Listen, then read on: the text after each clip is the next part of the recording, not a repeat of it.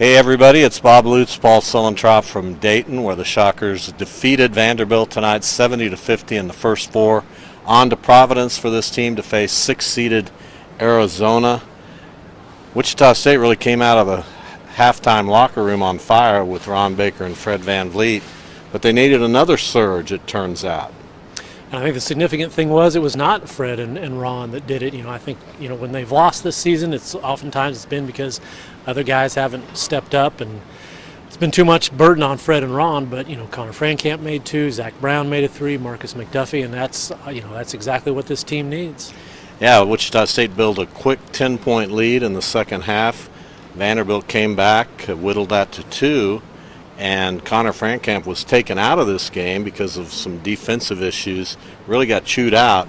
Didn't know if we'd see him come back. He did return and made 2 big threes. Yeah, he was really good. And that just does so much. And I think making the threes just gave this team some energy, a little bounce to their step that they really needed in the second half. They do a great job of playing defense even when they're not shooting well, but you just kind of felt like they were at the end of their rope if they didn't start making some threes. Zach Brown and Marcus McDuffie with some big three-pointers as well. And how about the play of Ron O'Nerger? We're talking about Ron O'Nerger here tonight. Yeah, and that was, I guess a testament, a compliment to him working hard, practicing, because, there were times he did not play well this season, but he really gave them a lift. He was solid on defense and scored 6 points. Now, you're the NBA guy, and all I heard all week is Vanderbilt's got some 7-footers, including a guy named Damian Jones, who was going to be a first-round draft pick.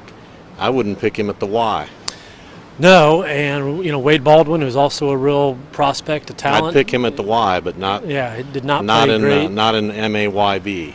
And I guess I kept thinking that this is another. You kind of add this to the list of people that Fred VanVleet has outplayed to different degrees. Guys that were more highly touted, guys that have better NBA run than him, and he keeps adding these guys to them. And it's also a little bit about how life isn't fair, because if Fred VanVleet were, if he had 3 of those inches that Damian Jones isn't using to maximum efficiency, Fred VanVleet would be more of an absolute killer than he already is.